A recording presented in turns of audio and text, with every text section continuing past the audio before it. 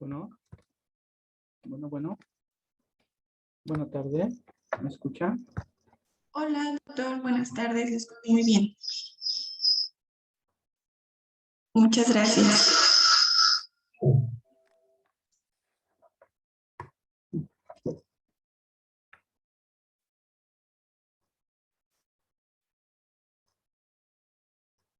No te escuchas, Juan.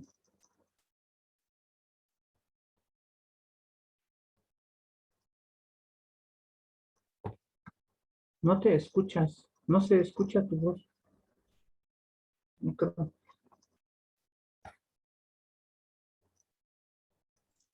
Bueno, pues nuevamente, buenas tardes a todos. Buenas tardes, doctor Mauro. Qué gusto verlo nuevamente. Buenas tardes a Y todos. vamos a continuar con nuestro congreso, Los nuevos retos de la educación. En esta ocasión vamos con nuestra segunda conferencia del día, la cual va a estar moderada por el doctor y actualmente coordinador de posgrados, el doctor Juan Atalo Venegas Aguirre, que nos va a ayudar con esta conferencia para moderarla, la presentación y darle seguimiento a nuestra conferencia. Bienvenido, doctor. Gracias por su apoyo y le cedo la palabra. Muchas gracias. Buenas tardes.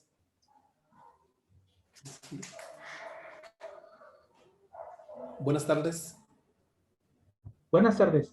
Te escucho. ¿Sí? ¿Sí se oye? Sí, se escucha. Adelante. ¿Me escuchan bien? ¿Sí?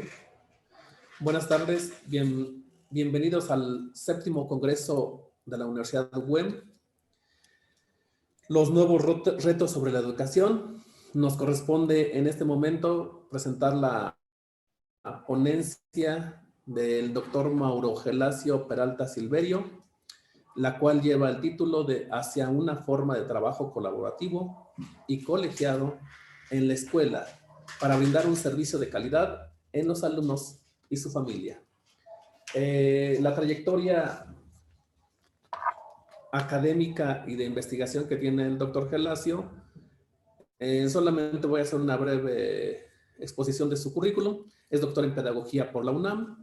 Las líneas de investigación que él trabaja es políticas educativas en educación básica, superior y posgrado, formación, actualización y capacitación de profesionales de educación básica, media y superior, educación superior y posgrado, iniciación y formación de investigadores educativos, gestión educativa, planeación estratégica y evaluación sistemática en la educación básica, superior y posgrado.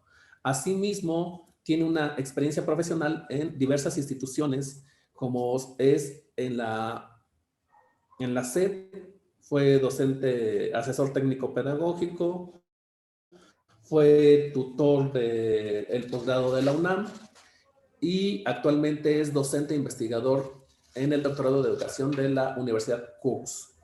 Su conferencia va a abordar importantes temas problemáticos que vamos a ir, el doctor nos va a ir clarificando y espero tomen nota para que al final de su exposición puedan participar sobre estas temáticas. Entre estos ejes tenemos la práctica docente, la actualización y profesionalización de los docentes, el seguimiento de resultados educativos, el derecho a una educación de calidad, excelencia, con sus dimensiones de inclusión, interculturalidad, protección y cuidado del medio ambiente, estos espacios educativos libres de violencia. Por otra parte, nos va a hablar sobre la evaluación sistemática, el trabajo colaborativo, el trabajo colegiado, el trabajo entre pares, con la intención, con el objetivo de tener los mejores resultados en términos educativos. Por último, nos va a exponer algunas alternativas de trabajo para enfrentar el gran desafío en tiempos de pandemia. Entonces, esta es una sinopsis de la conferencia. Vamos a escuchar al doctor Mauro Gelasio. Adelante, doctor, por favor. Muchas gracias. Gracias. Agradezco la invitación a este importante foro académico, ¿verdad? Y estoy muy a gusto, estoy contento de estar con ustedes y de tener esta charla, ¿no? La he organizado En una primera parte voy a abordar todos estos aspectos que ha mencionado el doctor Juan Atalo, y lo voy a hacer aproximadamente en 30 minutitos, no voy a ir muy rápido, y después les voy a presentar algún material que yo preparé en donde se ven clarificados, es decir, una experiencia exitosa que tuve como supervisor escolar en educación básica, y ahí yo les voy a plasmar pues qué fue lo que hicimos, cómo lo hicimos y los resultados, ¿no? Para que ustedes vean que esto que estamos hablando en teoría puede llevarse a la práctica, ¿no? Pues muchas gracias y bueno, comenzamos. Si puede apoyarme con la presentación, por favor.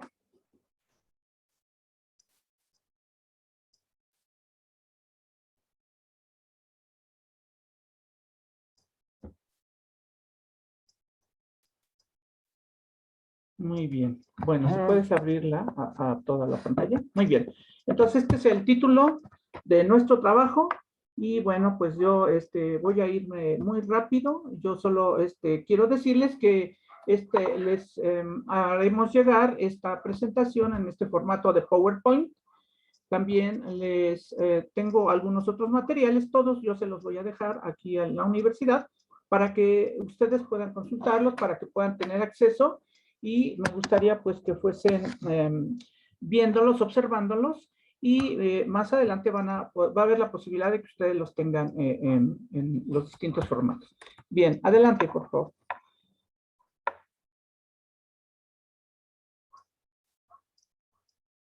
Bueno, miren, el contenido que vamos a ver, vamos a partir de un problema educativo, ¿no? ¿Cuál es eso? Pues vamos a contextualizar de manera global y nacional estos cambios que se han hecho últimamente en materia educativa. Después vamos a iniciar con un diagnóstico situacional en el sentido de conocer las reformas legislativas y educativas que están vigentes y que impactan en la docencia. Más adelante voy a hacer énfasis en el propósito educativo para reconocer la necesidad de cómo abordar o abonar a todo esto que es un cúmulo de demandas sociales, educativas, a partir de un proyecto educativo. Vamos a ver qué es eso y cómo se conceptualiza, cómo se construye, para llegar a la propuesta pedagógica, que en concreto es incorporar el trabajo colaborativo y colegiado como una alternativa para un crecimiento no solo personal, sino de los alumnos y por supuesto también de la escuela. Vamos a hablar después de unas tareas y metas a lograr que tiene que ver con reconocerse como un profesional que está en constante superación para ayudar al aprendizaje de nuestros alumnos, y llegamos a conclusiones que son tareas y retos que vamos a esperar, que se esperan de la profesión docente. La siguiente, por favor. Bien, adelante. Vamos a iniciar con esta situación del problema educativo. ¿Cuál es el problema educativo, no? Pues son muchos, ¿no? Pero tenemos que contextualizarnos, tenemos que darnos cuenta que a partir del año 2000 existe un proceso de globalización económico que tiene un impacto en la cultura, tiene un impacto, por supuesto, en las formas de conocimiento, ¿no? Anteriormente, pues era de una forma y ahora todo el mundo tenemos acceso. Hay una sociedad del conocimiento, una sociedad de la información, en donde tenemos todo el mundo acceso, ¿no? El problema es que a veces se pierde esto. A partir de ahí, pues se elaboran una serie de políticas internacionales que buscan de alguna forma mediar e intervenir en la educación. Y estas llegan a todos los niveles educativos. En particular nos vamos a centrar en la educación básica, pero una educación básica de calidad, ¿no? Es decir, que responda a demandas sociales, demandas estructurales, demandas de la familia, de la población y de todo mundo, ¿no? Para esto, pues llegan estas políticas a la institución, de todo tipo, las instituciones se ven con demandas. Para ello, tienen que elaborar proyectos educativos, institucionales, de centro, pedagógicos, estratégicos. Los nombres varían de acuerdo al nivel educativo, y entonces, además de elaborar proyectos educativos, estos tienen que bajarse, aterrizarse a la institución a partir de una gestión. Pero esta gestión educativa tiene la característica que tiene que ser democrática, es decir, todos sus miembros tienen que participar. Esto nos lleva a una transformación, a un nuevo paradigma, es decir, de un trabajo individualizado que tradicionalmente lo hacían o se hacían las instituciones, se está pidiendo hoy nuevas formas de trabajo, ¿no? Porque son muchas demandas y no se pueden hacer de manera individual, no se pueden hacer en solitario, tienen que ser en colaborativo, es decir, con otro, con un grupo, con un equipo o con los iguales o llamados pares, ¿no? Entonces, vean que esto nos lleva a replantear las formas de trabajo, ¿no? Anteriormente, cada quien trabaja por su cuenta, por sí mismo, para su lado, y no hay una serie de mecanismos de comunicación, interacción, integración, etcétera, ¿no? La siguiente, por favor. Bien, de esta contextualización pasamos a la siguiente.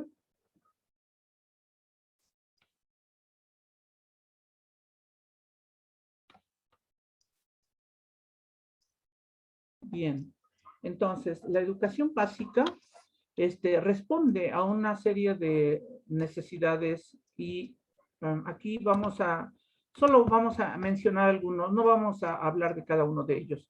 Entre los acuerdos internacionales, desde 1990 en Tailandia se reconoce que así como los seres humanos tenemos la necesidad de alimento, también tenemos la necesidad de la educación. Y entonces esta es una necesidad y se habla de los pilares de la educación. Jacques Delors los identifica y dice que la educación no solo es adquisición de conocimientos, sino en esencia estos conocimientos para qué le van a servir al sujeto. Más adelante hay más reformas con la Declaración Universal de los Derechos Lingüísticos, en donde se reconoce la interculturalidad como un elemento educativo básico, esencial. Es decir, no hay una sola cultura dominante. Es un conjunto de culturas que han estado rezagadas, soslayadas por un discurso oficial o por una postura dominante. En Dakar, en el 2000, hubo un foro mundial sobre educación en donde se solicita el acceso para que todo mundo tenga derecho a una educación de calidad.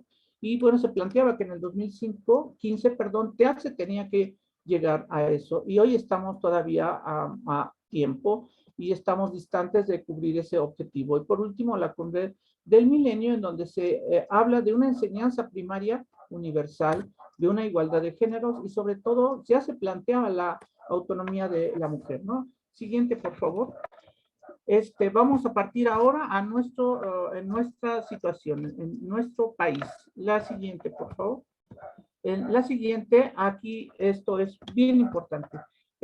A lo mejor, no sé si ustedes estén enterados, pero hay una serie de reformas que están en la Constitución y que son obligatorias. Por ejemplo, el artículo 3º antes hablaba de que todo individuo, todo ciudadano, y acuérdense que eso era al cumplir la mayoría de edad. Hoy ha habido reformas y nos hablan que toda persona tiene derecho. ¿Y quién es toda persona?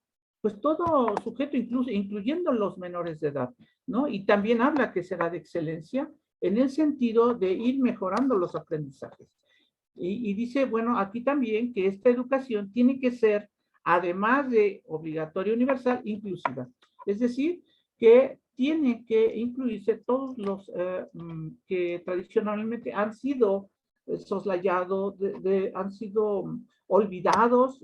Estamos hablando de los sectores desfavorecidos o desprotegidos. También se habla de la dignidad de las personas. Se habla que la educación tiene que tener un enfoque en derechos humanos y de igualdad, ¿no?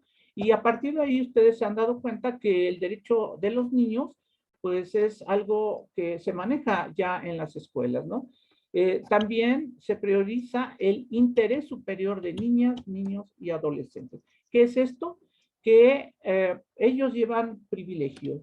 Ahora se le ha dado, fíjense, se le ha dado un valor jurídico a la personalidad de los menores y ellos pueden también hacer uso de sus derechos, incluso quejarse ante las instancias oficiales. Los planes y programas tendrán una perspectiva de género, ¿no? Y una orientación integral. ¿A qué se refiere a eso? Que todo mundo tiene que estar presente. O sea, no por pertenecer a grupos desfavorecidos quedan relegados. Y entonces a los docentes nos corresponde hacer valer esto que está en la ley. O sea, no es a consideración, no es si queremos, tenemos que hacerlo. Y si nosotros nos descuidamos, podemos caer en situaciones legales, ¿no? Hoy la sociedad es más abierta, más plural, más democrática y tiene acceso a todos estos materiales y entonces ellos pueden exigir su cumplimiento. La siguiente, por favor. La siguiente. Se refiere también a otra serie de cambios. Una muy importante es que nosotros los docentes nos han cambiado nuestra situación de ser trabajadores a hoy vamos a ser considerados funcionarios públicos. Y ustedes dirían, bueno, ¿y eso qué? Pues resulta ser que el artículo 8 de la Constitución dice que los funcionarios y empleados públicos, o sea, incluye a los docentes, respetarán el ejercicio del derecho de petición siempre que ésta se formule por escrito de manera pacífica y respetuosa. Es decir, si tenemos una solicitud de información que llega a la escuela, tenemos la obligación de dar respuesta, ¿no?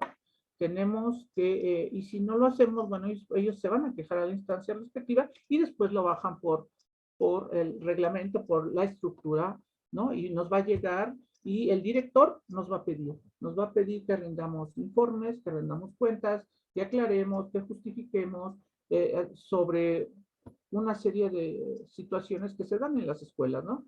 Acoso, abuso sexual,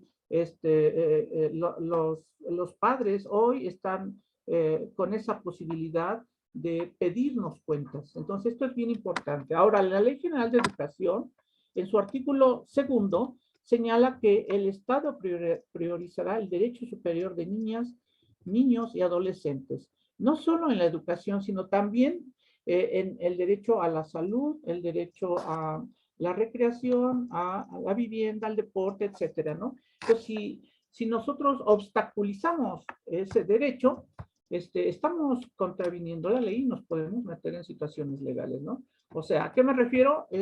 No es posible, no debemos impedir el acceso, la permanencia, no debemos sacar a los estudiantes, no debemos suspender de ninguna forma, de ninguna manera. Y bueno, hay una serie de situaciones que a veces nosotros desconocemos y lo hacemos sin pensar en consecuencias.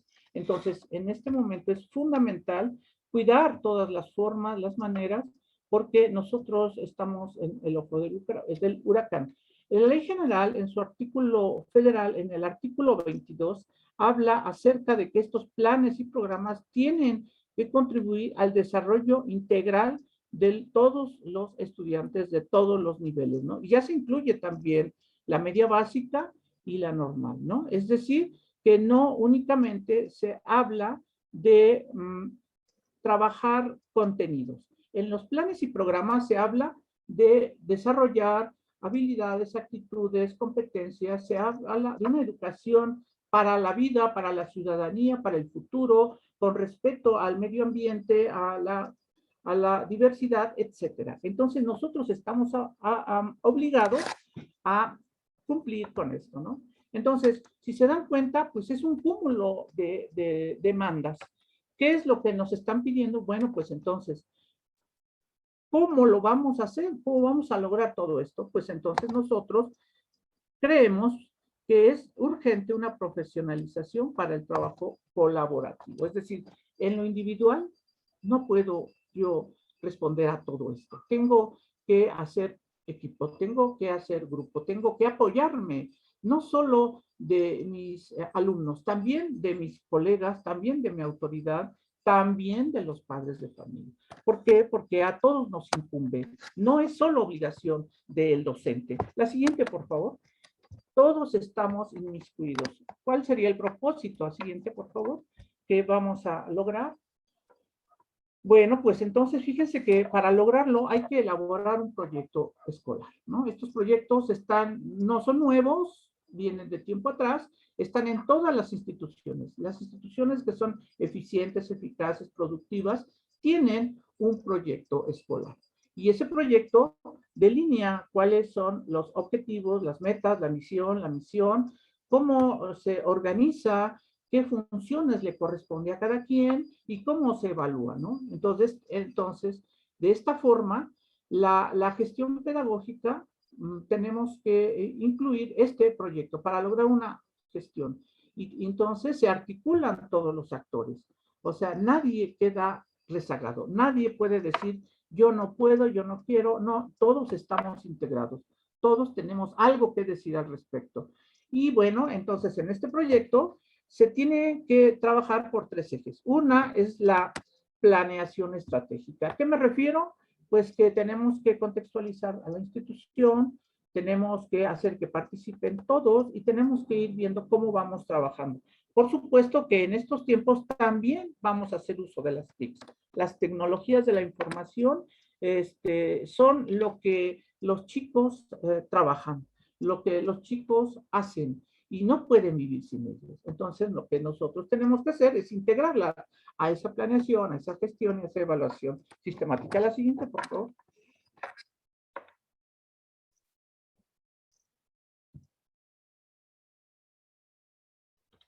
Bien, entonces aquí, desde hace más de 10 años se viene trabajando un proyecto escolar de transformación, lo que se llama el PETE, ¿no? Y entonces ahí todas las funciones de la escuela se dividen en dimensiones. Uno es la pedagógica curricular. Todo lo que tenga que ver con la enseñanza, con el aprendizaje, está en esa dimensión. La organizativa tiene que ver con toda esta cuestión de organización de la escuela. Organización interna, externa. La cuestión administrativa, pues ustedes ya saben que es todo lo relacionado con la documentación. Esta cuestión también, desde entonces ya se habla de una participación social, que es como interés abrir las escuelas para que la comunidad participe. Y entonces aquí tenemos Antunes y Gairín, nos dicen que esto va por fases, se va haciendo primero, se sensibiliza a la gente porque no es fácil cambiar, no es fácil que ahora me pidan integrarme a un grupo, un equipo, a una comisión de maestros, ¿no? Se hace una sensibilización, se hace una planeación estratégica a partir de un diagnóstico de en dónde estamos, con quién estamos, se ejecuta, por supuesto que no sale a la primera, hay cosas que se tienen que quitar, que funcionan, hay otras que no, y se difunde, ¿no? Esas serían como las fases de elaborar el proyecto. Siguiente, por favor, es la primera fase. De ahí vamos a partir a la siguiente, que es ya las partes del proceso. Se diagnostica y sensibiliza a la gente, ¿no? Porque no todos van a estar de acuerdo, no todos están dispuestos. ¿Por qué? Pues que implica más trabajo, por supuesto. Implica responsabilidades, implica hacer, pero hay que ver que lo importante es por el bien común, el bien de la institución y de todos los. Después se planifica, se organiza, adelante se ejecuta y a partir de ahí se ajusta, se hace una evaluación y nuevamente empieza este ciclo. Entonces, este ciclo se va dando continuamente. Es un ciclo que no termina y que va a permitirnos ver qué estamos haciendo, cómo lo hacemos y para qué, y los resultados. La siguiente, por favor. Tenemos distintos niveles de participación. Además del nivel áulico que está en la base, ¿no? En donde tendríamos que llevar un seguimiento del trabajo que estamos realizando con el grupo, también a nivel grupal, ¿no? Aquí, pues, lo que existe son las comisiones que tradicionalmente se conocen al interior de la escuela, ¿no? Estas comisiones se forman a veces arbitrariamente, a veces te toca por sorteo, en fin. Y finalmente tenemos que, la escuela tiene que tener un equipo dinamizador, un representante, ¿no? Esto sería ustedes saben que en toda institución hay grupos, hay posturas, hay posiciones, ¿no?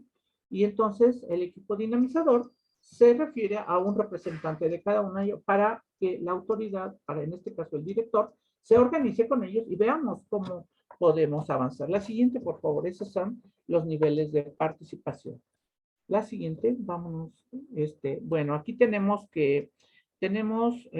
a nivel personal, pues que tenemos que trabajar la formación de los estudiantes. A nivel grupal, pues tenemos que interactuar con otros, y a nivel institucional, pues tenemos que empezar a ver a la escuela como una institución, como una organización. Toda organización tiene reglas, normas, se rige por una serie de lineamientos que a veces están, pero no, la gente no lo conoce, no lo sensibiliza, la gente no le dice nada. ¿Por qué? Pues porque no ha participado, no los conoce. Entonces, de ahí se trata de ir elaborando uno propio para mi centro escolar, para mi escuela, ¿no? Y bueno, se llega a esa conclusión de que los cambios no se generan individualmente, porque antes así se trabajaba, por decreto, porque dice el director, por memorándum, por oficio, pero hoy no, eso ha quedado atrás. Ahora se trabaja de manera colaborativa, es un proceso en colectivo, pero nace de una reflexión, ¿no? No es una ocurrencia, es una reflexión en torno a qué estamos haciendo, cómo lo hacemos. Siguiente, por favor. Llegamos a esa propuesta pedagógica. La siguiente, ¿en qué consiste esta propuesta pedagógica? Bueno, pues fíjense que nosotros hemos sido formados de manera individualista, ¿no? Acuérdense, toda nuestra trayectoria, estamos peleándonos por obtener mejores calificaciones, mejores puestos, mejores lugares, ¿verdad? Y no nos interesa el bien común, el otro. No nos interesa el que se va rezagando, el que se va quedando. Entonces, hoy podemos encontrar que no se avisó a los actores. ¿Quiénes son los actores? Pues todos los demás, de esas reglas del juego que han cambiado. Es a lo que me refiero cuando presenté estas reformas legislativas, cuando presenté que hay nuevas demandas sociales, pues las reglas han cambiado. Entonces los actores no las conocen y tampoco las comprenden. Por lo tanto, no las hacen. Y se siguen esa rutina, en esa monotonía, en ese estatus de área de confort, ¿no? Donde yo hago pues lo que puedo, lo que quiero, y como nadie me dice nada, pues ahí me la llevo, ahí la voy pasando. Entonces, esto, si queremos transformar, tiene que cambiar, ¿no? Entonces, por eso es necesario un trabajo colaborativo, porque si esperamos que llegue alguien de fuera y nos diga cómo hacer las cosas, nos vamos a seguir esperando, ¿no? Yo, en mi trayectoria de 30 años, les puedo decir que nunca va a llegar esa persona. Entonces tenemos que ver quiénes somos, con nuestros propios recursos, con nuestra propia gente, cómo nos organizamos, nos articulamos, en qué eres bueno tú, yo, mi compañero, y entonces entre todos vamos a ir construyendo. Es una aventura, ¿no? Porque tampoco está todo dicho. Y a eso se refiere. Para eso requerimos a un líder, un liderazgo. Este liderazgo tiene que ser que haga que toda la gente participe, que incluya, ¿no? Que tengamos como grupo una serie de compromisos y de acuerdos, pero como salen de nosotros, nosotros los vamos a ir llevando un seguimiento, les vamos a dar seguimiento y nos vamos a comprometer. Porque si nosotros no participamos, sencillo, yo no dije eso, a mí no me avisaron, no me tomaron en cuenta, entonces por lo tanto yo no lo hago, ¿no? Entonces es un riesgo que se cae cuando uno no se integra, cuando uno no participa. Entonces, a final de cuentas, la educación va a servir para que cada sujeto construya un proyecto de vida. La siguiente, por favor. Entonces, estos serían algunos elementos contextuales. Y las directrices, ¿cuáles serían? Bueno, pues tenemos que, ya les hablaba de construir un proyecto educativo de centro. Al decir construir, me refiero a que nosotros lo vamos a delinear, proponer, sugerir, hasta dónde queremos llegar, y por eso tenemos que ver, la gestión educativa se refiere a cómo hacemos las cosas, ¿no? Por supuesto, si vamos iniciando, si vamos consolidando, si ya tenemos experiencia, pues va a ir mejorando. A la planeación estratégica se refiere a hacia dónde queremos ir, qué es lo que urge. No podemos abordar todo, ¿no? Tenemos que tener prioridades, metas, objetivos, Y esa evaluación sistemática se refiere a reunirnos, por ejemplo, en las juntas de consejo, a dar respuestas, a dar resultados, a dar cuentas. ¿Qué hiciste? ¿Cómo lo hiciste? O sea, todo aquello que abone, aunque sea pequeño, humilde, si ustedes quieren insignificante, es bueno porque conocemos qué están haciendo nuestros compañeros, ¿no? ¿Qué problemas tienen? Y nosotros nos tendríamos que estar ayudando y apoyando, ¿no? Entonces, esto tiene que ver con un diagnóstico de nosotros, de nuestro contexto y, por supuesto, de nuestros colectivos docentes, es decir, nuestros compañeros, ¿no? En mi escuela, los maestros, ¿quiénes son? Me refiero a sus características. ¿Para qué son buenos? Hay que trabajar sobre lo bueno. ¿Qué es lo que requieren ellos, no? Pues a lo mejor demanda, porque no todos queremos lo mismo. ¿Qué es lo que hacen? ¿No? O sea, me refiero a lo que hacemos bien para socializarlo, no lo malo, porque lo malo se tendría que ir olvidando. ¿Qué es lo que podemos hacer? Me refiero, está en nuestras posibilidades, a nuestro alcance, en nuestras manos. ¿Y qué es lo que estamos dispuestos? Porque esa es la otra cosa, ¿no? Yo puedo hacer maravillas, pero si no estoy dispuesto, entonces no se podría avanzar mucho. Y aquí tenemos un ejercicio de honestidad.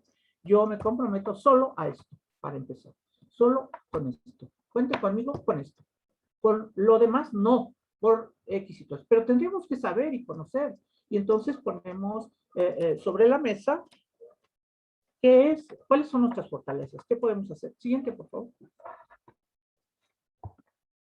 Bien, entonces, ¿por qué justificar el trabajo colaborativo?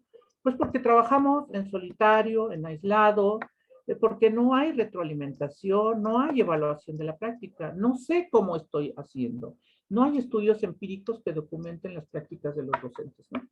Y si los hay, pues son de carácter cualitativo, pequeños, las muestras son elementales, son muy pocas, muy pobres.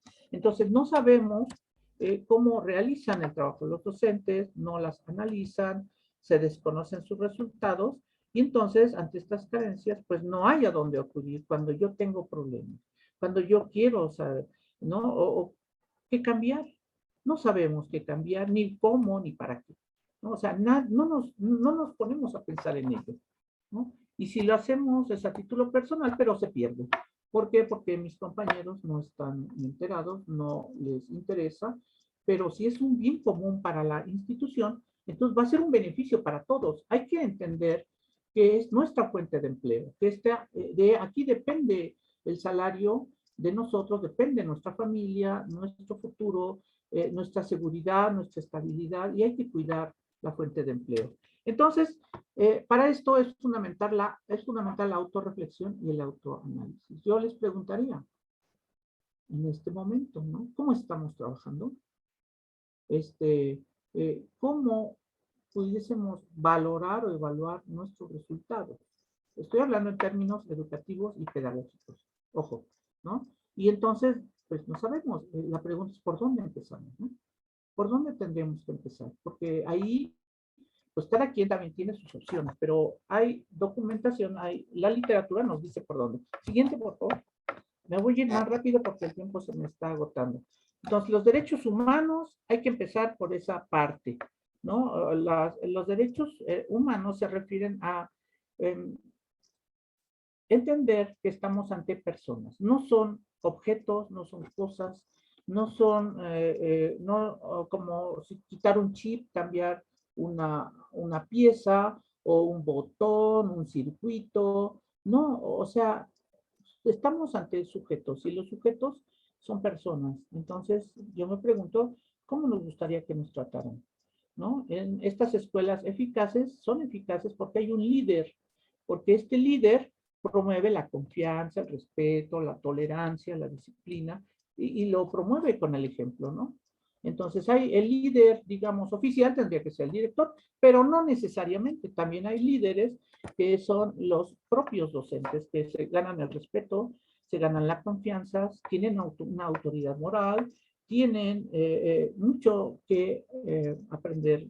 Tenemos mucho que aprenderles, porque tienen una trayectoria, tienen muchas cosas que, si se fijan, están centrados en el ámbito pedagógico, porque nuestro trabajo es eminentemente pedagógico. La siguiente, por favor. Vámonos también, entonces, que hay que construir un clima escolar, ¿no? ¿A qué se refiere? Pues que estemos libres de violencia, de todo tipo, ¿eh? Porque a veces nosotros generamos esta violencia. A veces nosotros con nuestras acciones, actitudes, vamos facilitando esto. O, fíjense algo bien chistoso, porque hoy está penado una situación que es la negligencia o la omisión, ¿no? Si yo me doy cuenta que un alumno está siendo violentado y me cayó, eso se llama omisión. Si yo me doy cuenta que hay gente que está violentando a mis alumnos y no digo nada, eso se llama omisión. Y la omisión está penada civil y penalmente, porque nosotros somos garantes de la seguridad, de la integridad de los estudiantes. Ustedes dirán, bueno, eso es en su casa. Sí, pero ellos llegan a la escuela y la escuela es un lugar libre de violencia. Entonces nosotros tendríamos la obligación moral o de reportarlo, de hacer un informativo a la autoridad. ¿Quién es la autoridad? Ya para la autoridad hay protocolos de atención, ¿no? Entonces, este clima escolar es fundamental, no solo en la escuela, sino al interior, en el aula. Yo tengo que tener una normatividad, yo tengo que convencer a los estudiantes de reglas mínimas de convivencia, de comunicación, etcétera, ¿no? Y, por supuesto, evitar cualquier tipo de exclusión, ¿no? De participación de los alumnos, de faltas de respeto, etcétera, ¿no? Eso es común, eso es muy común que se ve en las aulas. La siguiente, por favor. Bien, hablamos de una gestión previa donde hay una planeación. Esto lo hacemos también nosotros. Tendríamos que hacerlo como docentes, ¿no? O sea, ¿cuál es mi objetivo con mi grupo? ¿Cómo lo organizo? ¿Qué materiales tengo? ¿Qué tipo de estrategias? Y por supuesto, si las del año pasado no me dieron resultado, yo tengo que cambiar, modificar, adaptarlas, adecuarlas, ¿no? También fíjense este punto, altas expectativas motivantes para todos. Eso es fundamental, porque a nosotros nos han acostumbrado a decirnos y a detectarnos y estarnos ahí machacando con el dedo en la llaga sobre los errores, sobre lo que hacemos mal, pero nadie nos dice lo bueno o las bondades.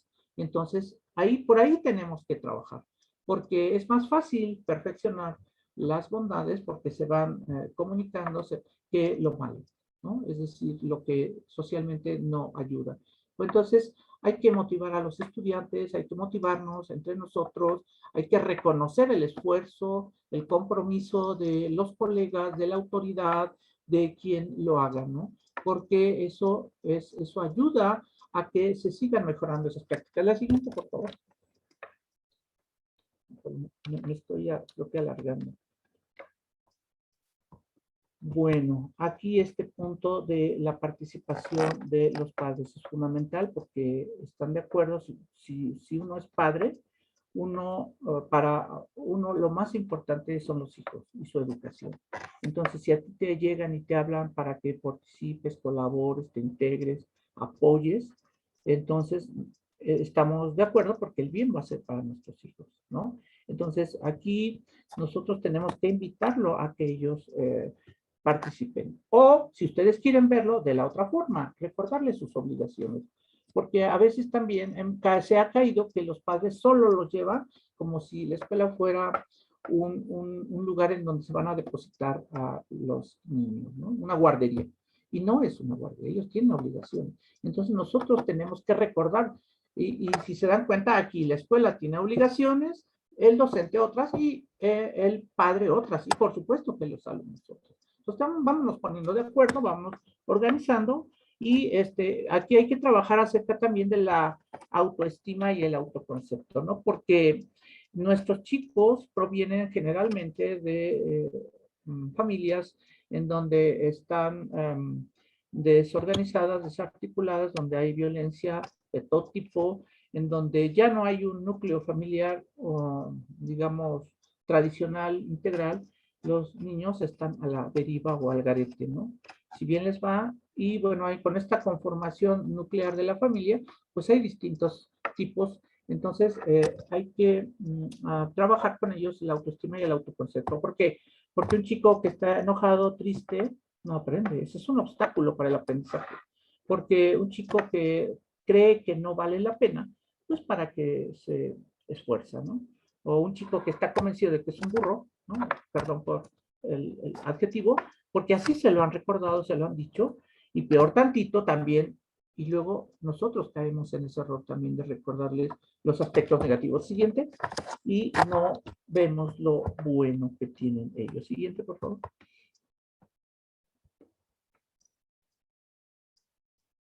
Bueno, tareas y metas.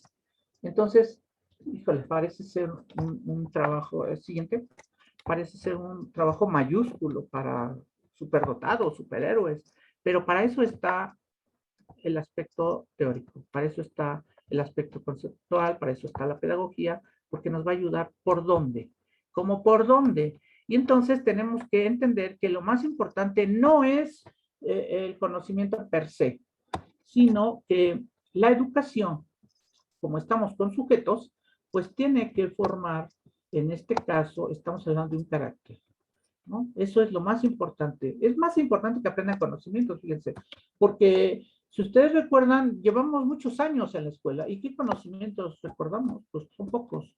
En cambio, si tenemos la formación del carácter, eso nos va a ayudar para la vida cotidiana, para el trabajo, para el futuro, para la lucha de todos los días, ¿no? Entonces el maestro tiene que ayudar a estos chicos que a veces están desorientados, que tiene que ayudarlo a ayudar al chico a que él discierna en sus emociones, que supere los temores, las angustias, ¿verdad? Porque a veces en casa, pues no, en los medios tampoco, en la sociedad no. Entonces la escuela es el único lugar en donde puede ayudarse a la formación de esto, ¿no? Entonces, esto pues nos mantiene jóvenes, nos obliga a estar enterados y sobre todo, el ser maestro es seguir creciendo. Y para crecer hay que seguir aprendiendo, porque no se acaba nunca. Y nosotros, como estamos en esta profesión, pues tenemos que estar en continuo crecimiento intelectual, emocional, de todo tipo. La siguiente, por favor. La siguiente.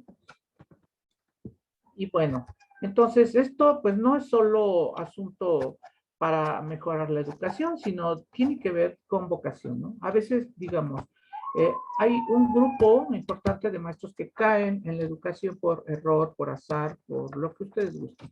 Pero le vamos encontrando el hilo, le vamos encontrando el sentido, nos vamos adaptando, vamos aprendiendo y después podemos tener una vocación docente, ¿no? Y esa vocación no es otra cosa que el mostrar amor hacia los niños y a los jóvenes, ¿no? Es un espíritu, esta profesión es de servicio, ¿no? No es para, eh, para pasar el rato mientras se encuentra algo mejor o a ver qué sale, no, esta profesión es un servicio al otro, ¿no? Y en este caso nuestro servicio es de carácter educativo, tenemos que tener un espíritu de servicio de nuestras inteligencias, ¿no?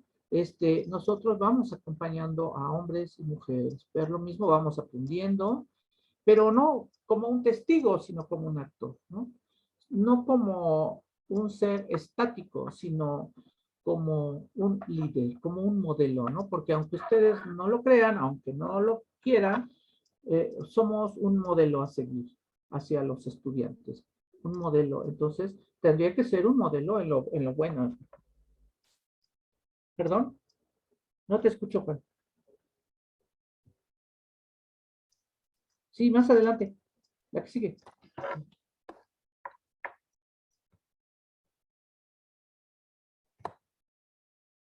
Bueno, entonces, llegamos a esta parte de las tareas, ¿no? Porque es una tarea para aprender.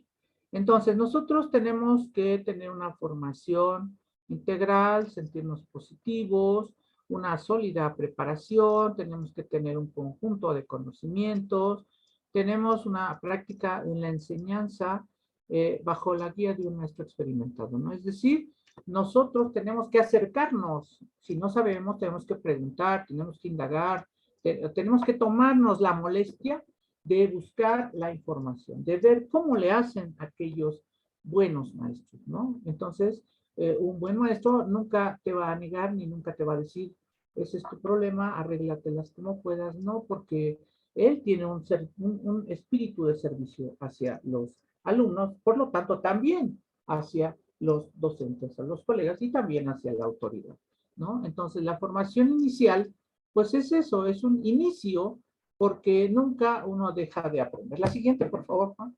Entonces ya me voy más rápido porque en la formación continua, es decir, siempre tenemos que estar avanzando en esta formación que es permanente, que no termina y que obviamente hay que irse adaptando y justificando la siguiente a los cambios, ¿no? Esos cambios. Entonces, hoy nos piden pues muchas cosas, ya hablamos en un inicio, pero nosotros tenemos que aprender de la práctica y se aprende de la práctica interactuando con otros, ¿no? O sea, al interactuar es comunicar, dialogar, ¿no? Nosotros tenemos que reflexionar en torno a la práctica. Entonces, hay que buscar un interlocutor, una especie de un espejo, ¿no? Que me diga, que me sugiera, que me ayude, que me apoye para que yo pueda ir mejorando, ¿no? Obviamente, insisto, no va a llegar así, no se va a aparecer, no va a salir de la nada, es que nosotros tenemos que dar el primer paso en buscar eso, porque esa es nuestra obligación. Siguiente, por favor. Solo ya se me fue el tiempo más rápido. Bien, ¿en qué condiciones los maestros aprenden? Pues primero es la disposición, ¿no? Si no tenemos, no sirve de nada. Todo lo que relacionamos hay que vincularlo con la práctica. Nosotros debemos de aceptarnos que somos vulnerables y que no lo sabemos todo, no lo conocemos todo y que tenemos que aprender con los demás. Por supuesto, aceptar la crítica, la autocrítica, dedicar el tiempo, crear ese ambiente para con los grupos y por supuesto, nosotros tenemos que ir pensando e ir fundamentando nuestra práctica, ¿no? O sea, eh, miren, es muy común que como todo esto no estamos acostumbrados, los maestros lo descalifican a priori. Pero si tú le preguntas a un maestro, ¿cuál es tu fundamento pedagógico? No lo sabe. ¿Cuál es tu fundamento teórico? No lo saben. ¿Tu fundamento psicológico o sociológico? No lo saben, ¿no? Ellos dicen, pues yo soy ecléctico, o sea, le revuelvo. Pero eso es confundirse y uno confunde a los estudiantes. La siguiente, por favor. Por eso hay que abonar a nuestra formación, ¿no? Entonces, además de la disposición, la siguiente, por favor, pues hay más cosas, ¿no? Como si no fuera suficiente. Entonces, miren, tenemos dificultades en la práctica, tenemos errores, tenemos esto de las políticas, tenemos las trabas burocráticas, tenemos la cuestión sindical. Entonces, nada más hay de dos posturas. Nos decidimos a mejorar o seguimos en las mismas. Y entonces aquí yo creo que tendremos que pensar, porque tenemos esa posibilidad. Ustedes, al acceder a una educación de posgrado, en maestría y en doctorado, esa es una posibilidad, es una ventana para mejorar. No creo que sea para perder el tiempo. Tenemos que capitalizarlo en mejorar nuestra práctica, nuestros resultados, pero yo no voy a ver los de mi vecino, yo voy a empezar con los míos. Si yo lo que estoy viendo en el posgrado lo utilizo, por supuesto que voy a obtener mejores resultados, ¿no? Entonces, ¿quién tiene que hacerlo? Pues yo. Yo tengo que dar el primer paso, porque yo tengo que amar la profesión, tengo que crecer con otros colegas y tengo que aprovechar las oportunidades. Esto es una oportunidad que ustedes, y ojo, ustedes son gente, digamos, selecta, escogida, gente que está preocupada, gente que le interesa y por eso está en estos eventos, por eso desembolsamos, por eso invertimos, porque esto nos va a ayudar, nos tiene que ayudar a mejorar nuestros resultados. Si yo mejoro los resultados, mi práctica la voy a hacer de manera natural, no empujones ni corriendo, mi práctica va a tener buenos resultados, ¿sí? Bien, entonces hay de dos sopas, mejoramos o nos quedamos igual. Yo no creo que estemos aquí para seguir igual o peor, ¿no? No creo. Siguiente, por favor. Entonces, ¿cómo aprendemos los maestros? Entonces, aprendemos con los colegas, escuchándolos, observándolos, dialogando, preguntando. Hay que incorporar prácticas exitosas, pero yo no las voy a incorporar a ver qué sale. A ver, maestro, ¿cómo le haces? Dime, explícame, enséñame, ¿no? Por supuesto, leyendo, hay que ser un buen lector. Hay que querer aprender, hay que dedicar tiempo. Por supuesto, todo esto que yo les dije está en función de lo que los estudiantes necesitan. O sea, no es lo que yo quiero, es lo que los estudiantes requieren. Entonces, yo tengo que ver la mirada hacia los estudiantes. Híjole, ya saben, ¿no? Problemas de lectura, escritura, de cálculo, de valor. Eso ya está más que seleccionado, ¿no? Entonces, ¿cómo les ayudo? ¿Cómo les apoyo? ¿No? Entonces, yo tengo que buscar toda esa información para mejorar mi práctica, pero en función de esas necesidades de los alumnos. La siguiente, por favor. ¿Dónde aprendemos? En las juntas, en las reuniones, en las comisiones, ¿no? Ahí aprendemos, es decir, con otros, asistiendo a los cursos, como padres, les decía, porque nos ponemos en la postura de los padres y nos damos cuenta de los errores que cometen los maestros, ¿no? Examen sorpresas, pedir de más, etcétera, ¿no? Colaborando en obras sociales, ¿no? Es decir, porque la escuela es una institución social, es decir, que el beneficio es para la comunidad. El día que los padres entiendan esto, van a apoyar a la escuela. El día que nosotros les hagamos ver con nuestro ejemplo, van a incorporarse y ayudar con las necesidades que tiene la escuela. Entonces, ¿dónde aprendemos? Pues en la interacción. O sea, sí aprendemos leyendo, pero eso es individual. Pero aquí lo que tenemos que aprender es sobre los resultados, sobre lo que ya está probado, lo que ha dado resultado. Mis compañeros que están en mi contexto, en mi institución, en mi escuela, no de otro lado, no de otro lugar. Entonces, por eso tengo que acercar. Y ese trabajo es en común. Siguiente, por favor. ¿En qué circunstancias? En reuniones colegiadas, por supuesto. Entonces, solo hay dos clases, los que destruyen y los que construyen. Es bien fácil quedarse sin hacer nada y ponerse a criticar a los demás. Es bien fácil demandar. Es muy fácil ver errores, pero no es sencillo construir, proponer, interactuar, dialogar, incorporarse, ¿no? O sea, lo que quiero, lo que quiero hacer énfasis es en que yo tengo que dar el primer paso y unirme, juntarme con otros, ¿no? Por supuesto que va a haber resistencia, por supuesto que no todos quieren. Con los que gusten, con los que quieran, empezamos este proceso y empezamos a aprender. La siguiente, por favor. Entonces, ¿qué retos enfrentamos? Híjole, pues son muchos, ¿no? Y más ahora en estos tiempos de pandemia, ¿no? En donde tenemos que ser más efectivos, más eficaces, ¿verdad? En donde tenemos que preocuparnos por la seguridad, la integridad, la salud, ¿verdad? Que pareciera ser que eso antes le tocaba a la familia. ¿Y qué creen?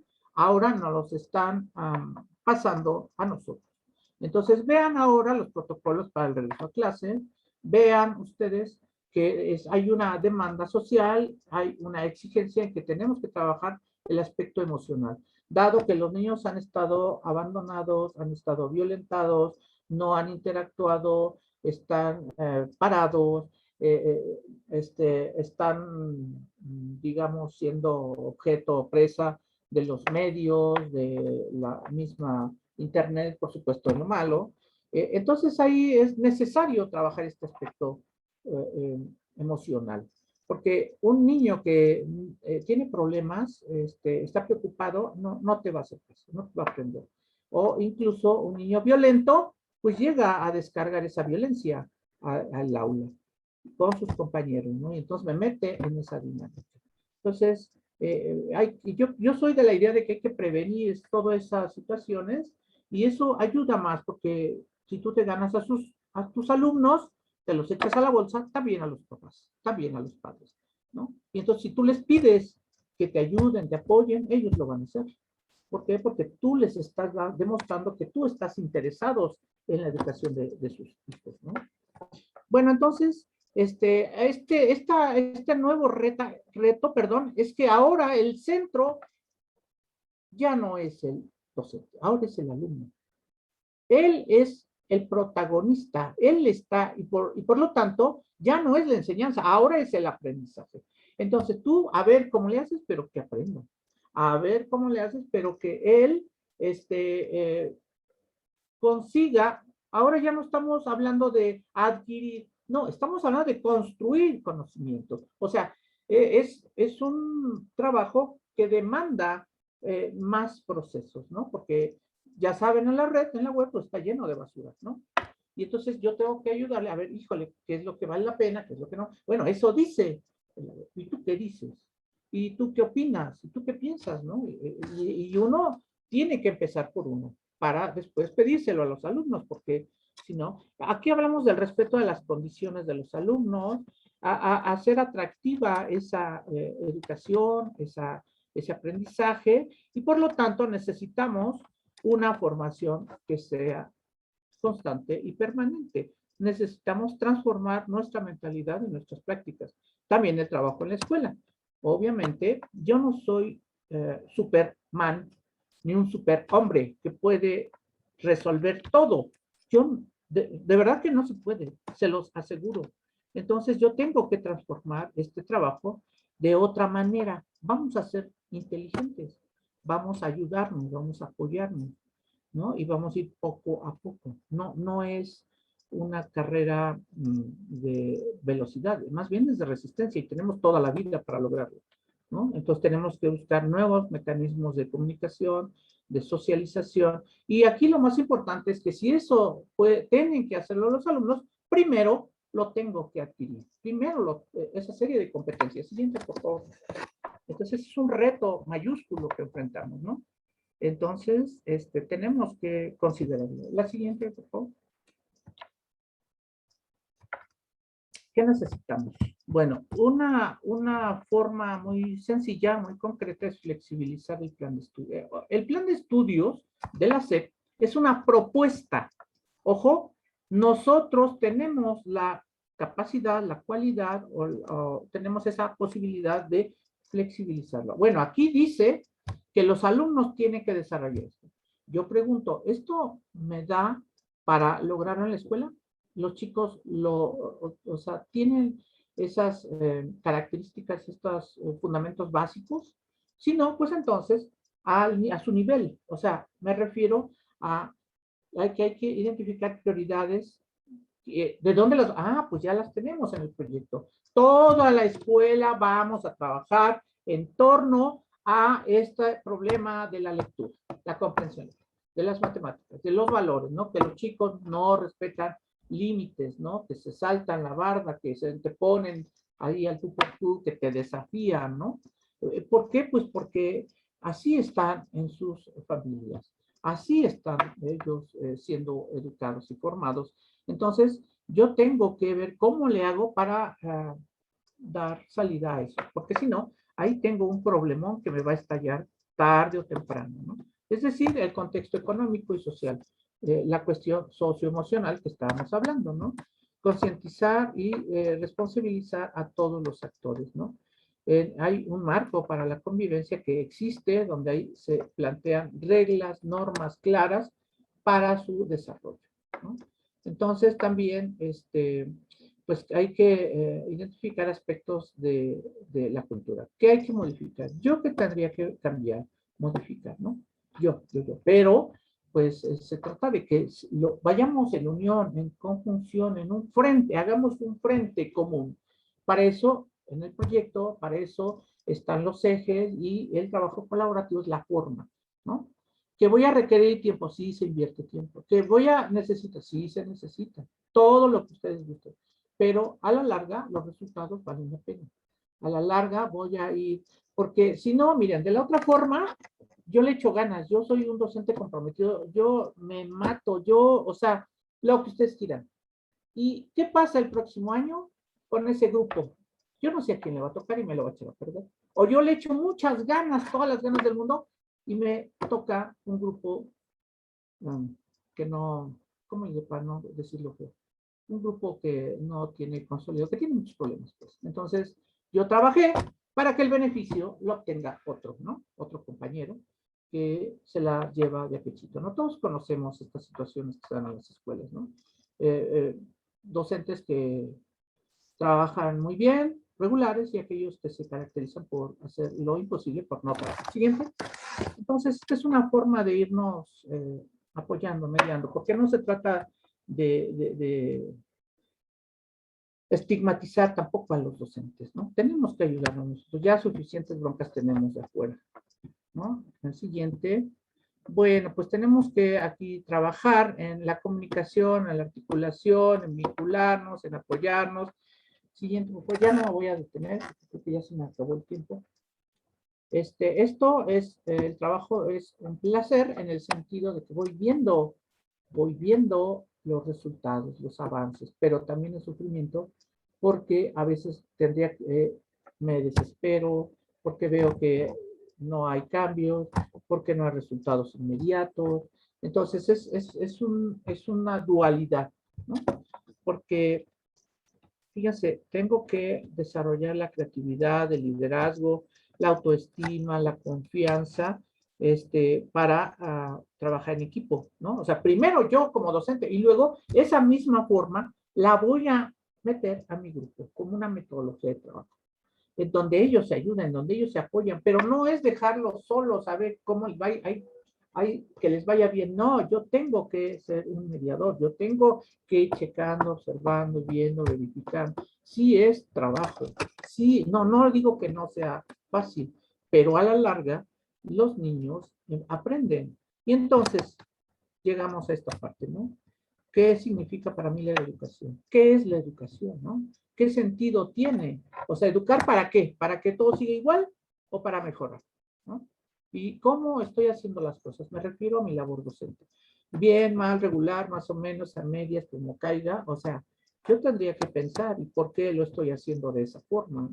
¿Qué importancia yo le doy a las necesidades de los alumnos? ¿No? Porque la otra, yo agarro, me voy, el que agarro, y el que no, ahí se queda, y yo ya trabajé, yo ya cumplí, ya es mi hora de salida y nos vemos, ¿no? Así es trabajar como un obrero, pero nosotros no somos obreros, nosotros somos profesionales de la educación. Con estos cambios en las reformas de la legislación, se está apuntando a un profesional de la educación, ya no un obrero, no alguien que nada más va a cubrir un horario, ahí nos vemos.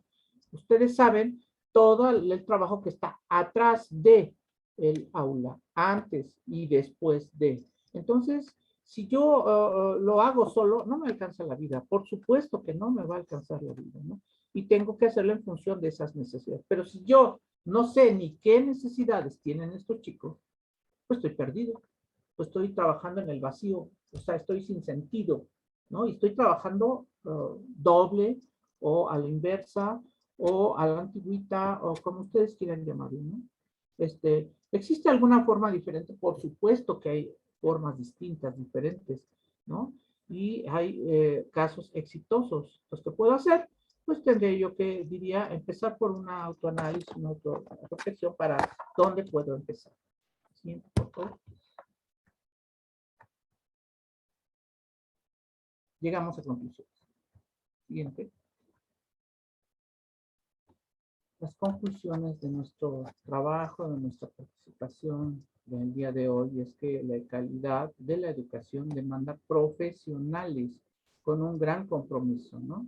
Que estemos en constante proceso de formación para mejorar nuestra labor, pero también estos beneficios se van a ver reflejados al interior de la institución, ¿no? Esto, pues ya veíamos que hay que construir un proyecto en donde todos nos integremos, donde participemos y que incluyan también todos los actores, incluyendo los padres, y finalmente, para que todos se sientan integrados, tomados en cuenta, pues se organizan grupos, todos participamos, todos colaboramos, todos proponen y se responsabilizan del seguimiento de nuestros acuerdos y compromisos.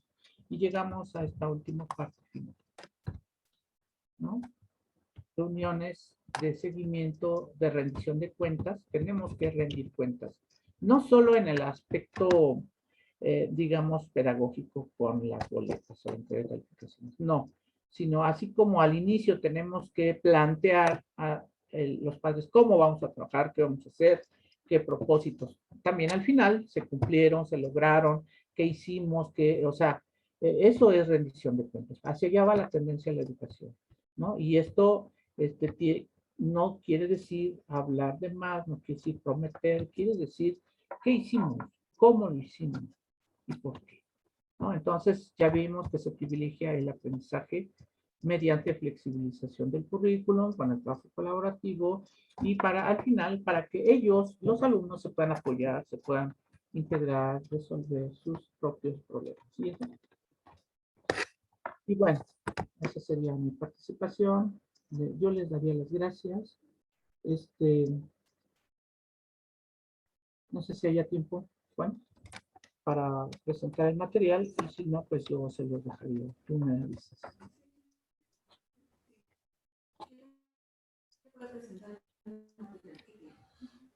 Sí, si quieres puedes presentar el material para... ¿Sí? Bueno, no bien, pero bien rápido.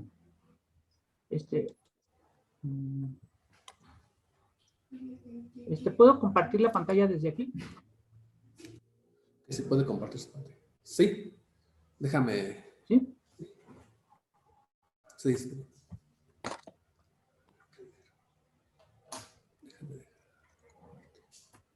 A ver. A ver, ahí se alcanza a ver. Sí. ¿Sí? Bueno, a ver, me voy a ir muy rápido. Miren, yo les quise traer este material porque es, pues la experiencia que nosotros llevamos, porque ustedes podrían decir, pues ese es pura teoría, puro choro mareador, pero no se puede, está muy difícil. Bueno, yo aquí les voy a decir que nosotros, en el distrito nos pidieron elaborar un documento que se llama Ruta de Mejora Escolar. En mi caso fue de una zona de primaria de Iztapalapa. Y bueno, entonces nosotros nos dimos a la tarea de construir la zona, porque no había zona. Hubo una reestructura, no había oficina, no había nada. Entonces nosotros nos dimos a la tarea de partir de cero, no había nada. Y pues nosotros nos dimos a la tarea de ver el contexto, el directorio, dónde estaba la zona, qué antecedentes, la plantilla, el diagnóstico, las fortalezas que había, por supuesto, las áreas de oportunidad, y hicimos unas visitas pedagógicas, ¿no? Es decir, ¿cómo yo me voy a dar cuenta cómo están trabajando los maestros? Pues hay que entrar. Y yo me metí a observar su trabajo de los 70 maestros de la zona, que están en 6 escuelas, y observamos y vimos, estuvimos ahí en sus clases, les llevamos un instrumento, les dejamos copias, hablamos con ellos, yo les sugerí algunas situaciones, y bueno, ya después se retomaron en juntas de consejo con el director, y bueno, se arrancó este trabajo colaborativo del que yo les llamo. Eso también lo hicimos integrando a educación física, y eso lo hicimos también con los directores de las escuelas, ¿no? ¿Cómo está tu escuela? A ver, y entonces así conocíamos qué hicimos y así fuimos avanzando. Hicimos una evaluación interna de cómo era el trabajo de la propia supervisión, qué era lo que veían, de cómo trabajábamos, qué problemáticas atendidas tuvimos nosotros, y los avances, ¿no? Bueno, entonces miren, aquí está, pues fue un documento que lo hicimos, nosotros lo elaboramos, estoy hablando de 72 grupos, estoy hablando de alrededor de 2,500 alumnos, en una zona ahí arriba del cerro, en San Miguel Teotongo, en Iztapalapa, hasta arriba. Entonces ahí ahí estuvimos trabajando 3 años. Este trabajo no lo hicimos en un ratito, es el producto de 3 años que estuvimos como supervisor, pero empezamos de cero, no había nada. Entonces, y nada es nada, ni oficina, ni muebles, nada. nos dimos a la tarea de ir gestionando, ir viendo, a ver, a cada escuela, qué te sobra, qué no ocupas, qué nos puedes prestar, donar, y de esa forma fue como empezamos con la oficina.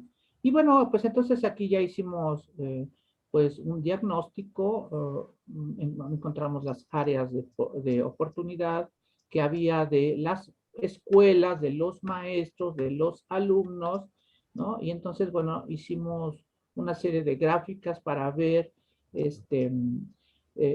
porque otro problema es como no había supervisión, pues cada quien hacía lo que quería, lo que se le daba en gana, desde los directores permitían todo, o sea, era una serie de prácticas, pues los maestros llegaban tarde, no iban, les pasaban las faltas, o que iban, que hay junta, que hay marcha, que hay esto del sindicato, pues, pues vámonos, ¿no? Al fin y al cabo pues, no pasa nada, y el director que no las pasa.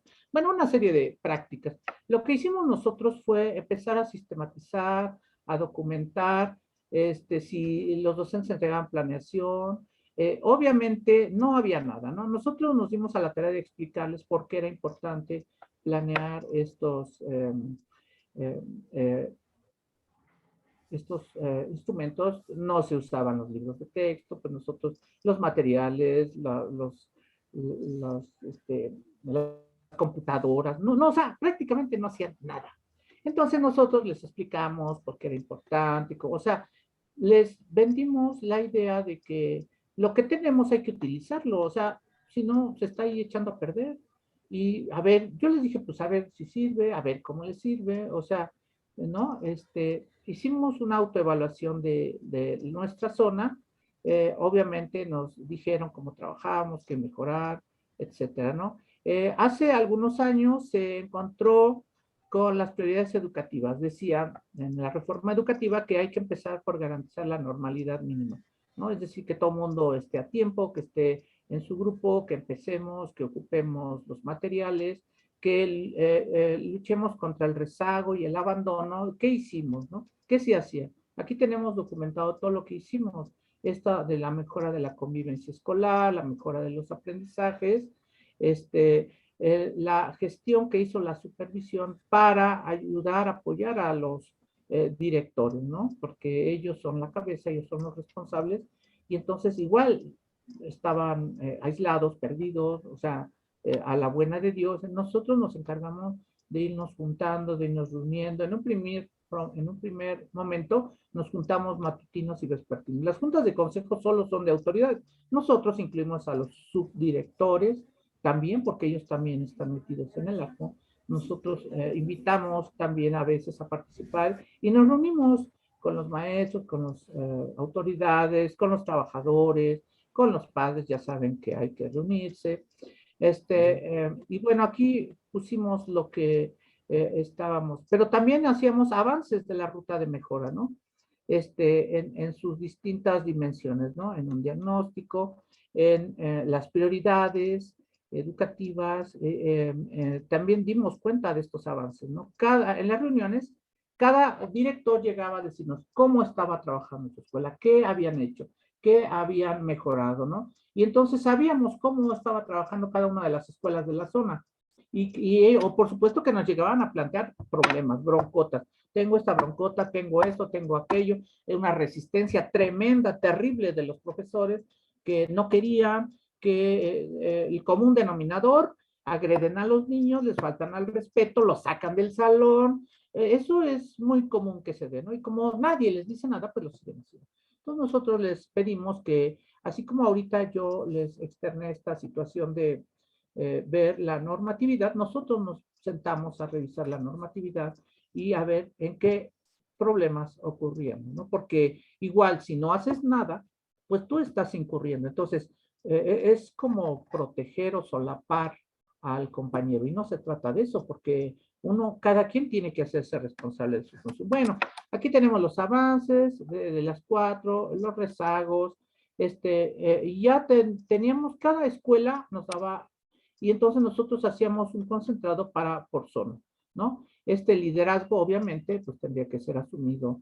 por parte del director, y nosotros les dijimos cómo, más o menos, pero obviamente uno puso la muestra. Entonces, muévete, métete a cada uno de los salones, métete a las escuelas, platica con los maestros, platica con los padres, y entonces nosotros sabíamos qué problemas existían y podíamos ayudar, podíamos sugerir, podíamos convencer, y por supuesto nosotros hacíamos reuniones, y como nadie es profeta en su tierra, pues yo me di la tarea de llevar a profesores externos para que ellos nos ayudaran, nos dijeran. Entonces, siempre desde un punto de vista externo es mejor, porque no hay esa tendencia. A veces los maestros piensan que uno habla para golpetear o para denigrar o para hacerlo sentir mal, y no es así. Por supuesto que no. Si en el ámbito pedagógico no es así, no debe ser así. Y bueno, llegamos a la conclusión de que todos somos distintos. Por lo tanto, esto también, ¿no? Fue una política, los indicadores de alerta temprana. O sea, no hay que dejar a que los niños terminen el ciclo para que se vayan. Hay niños que se van rezagando, van reprobando, se van atrasando. Entonces, ¿quiénes son? ¿Qué problemas tienen? O sea, esta información la teníamos por escuela, por grado, con nombre y apellido. ¿Y qué hace el maestro? Entonces el maestro rinde cuentas ante su director, el director ante la supervisión, y nosotros, por supuesto, también nos pedían rendir. Estos son informes que nosotros hacíamos a nuestra autoridad y que nos decían cómo estábamos trabajando. Porque para variar, la zona, pues era el último lugar, el resultado de enlace de todas las pruebas y evaluaciones, estamos en el último lugar, no había supervisión, o sea, lo peor pues era la zona, ¿no? Y nosotros éramos, y gracias a todo esto logramos avanzar, pero todo esto fueron propuestas de los maestros, todo esto fue propuestas de los directores, todo esto parte de una realidad educativa. Yo no me los inventé, no me los saqué de la manga, simplemente lo que hicimos fue trabajar la normatividad, ¿no? Llevamos un seguimiento de nuestras juntas de consejo técnico para ver cómo íbamos avanzando, y aquí teníamos, ¿no?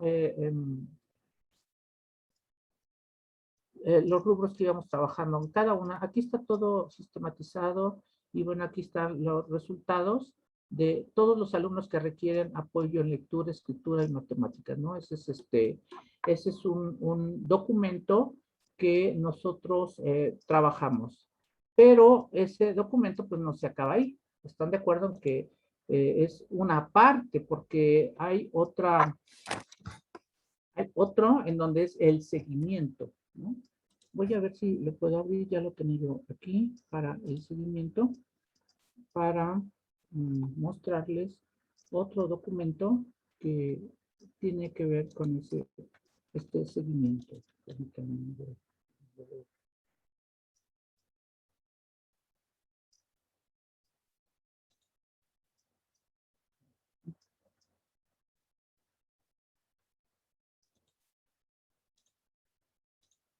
¿De cuánto tiempo dispongo, doctor Juan?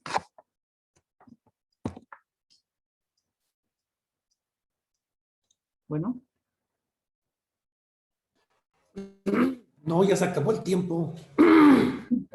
Ya estamos sobre el tiempo. Si gustas, me puedes mandar los materiales para compartirlos con los compañeros.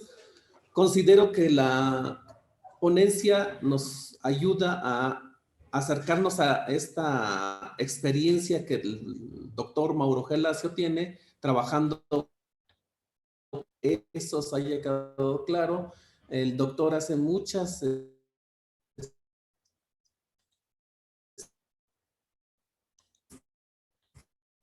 no se escucha, Juan. Y que trabajo tal vez aceptar, como recordemos. ¿Sí me oyen? ¿Sí me oyen? ¿Sí? Como aquellas frases de recordamos poco lo que nos enseña la escuela. Yo creo que estas frases están llenas de experiencia antes que de los libros teóricos. Hay que entender que la educación también es una experiencia, no solamente es una teoría, y en muchos sentidos esa experiencia es mucho más profunda y nos debe enriquecer en este ejercicio de la profesión como vocación que el doctor Mauro Gelasio nos ha expuesto. Considero que nos ha enriquecido, nos ha dado una visión cercana a las emociones y cercana a la experiencia vivida de 30 años dedicados a la educación, además de coordinar, además de también trabajar en los aparatos gestivos. El doctor Gelacio lo señaló, él fue supervisor de una zona muy marginada de Iztapalapa y creo que tiene mucha más experiencia.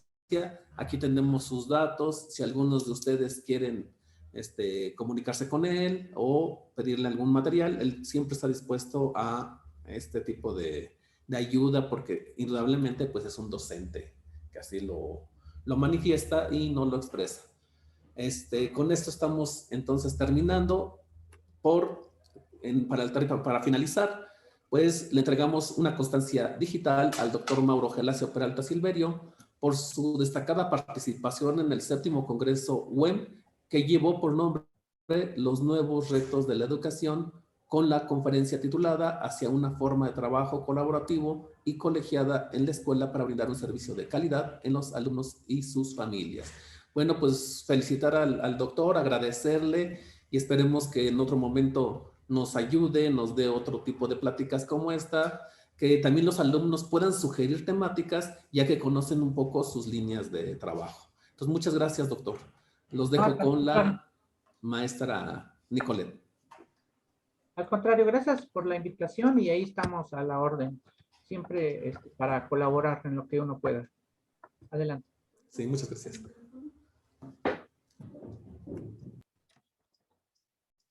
Pues reiterar junto con el doctor Atalo el agradecimiento al doctor Mauro Peralta. Muchas gracias, fue para nosotros un honor tenerlo en nuestro congreso y esperamos nuevamente contar con su presencia en nuestros próximos congresos que pues constantemente estamos nosotros llevando a cabo en nuestra universidad. Muchas gracias, fue un honor, le mandamos abrazo a la distancia, continuamos en contacto y muchas gracias, doctor. Que tenga un excelente día. Igualmente, éxito en sus trabajos. Nos vemos. Hasta luego. Hasta luego, muchas gracias. Hasta luego. Y bueno, a nuestros participantes del Congreso tenemos un breve receso para que puedan tomar un bocadillo o alguna bebida, por favor. Regresamos o nos conectamos a las 2:30. El modo de ingreso a la plataforma es la misma, ¿de acuerdo? Mediante Studi. Si se percataron en la conferencia anterior nos tardamos un poquito, pero recuerden que estamos trabajando con tecnología y suele fallar en algún momento.